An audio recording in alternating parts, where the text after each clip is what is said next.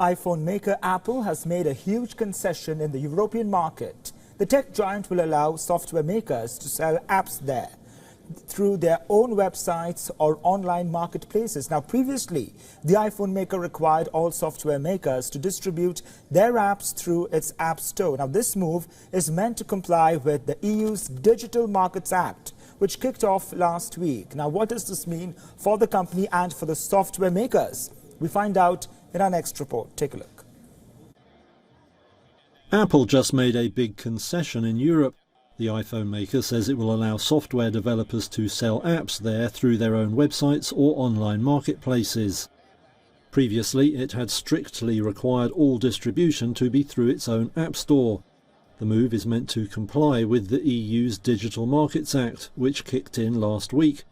It's intended to rein in tech giants like Apple, Amazon and Microsoft, and create a level playing field for smaller rivals. But Brussels watchdogs and competing companies say Apple's moves to comply had fallen short. It has long driven software developers to use its App Store, where it charges fees of up to 30%.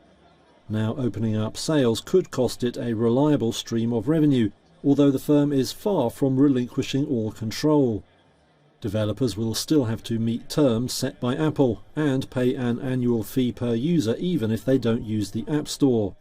Even so, the new move comes at a sensitive time for the firm. It's struggling with weak demand for its phones in China.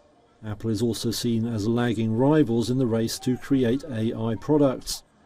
That has seen it lose its title as the world's most valuable company to Microsoft, which is a big backer of OpenAI. Last week, Apple stepped back in its feud with Epic Games, allowing the firm to open its own store on iPhones and iPads in Europe.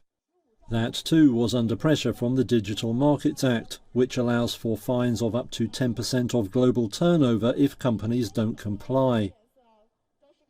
For all the latest news, download the WION app and subscribe to our YouTube channel.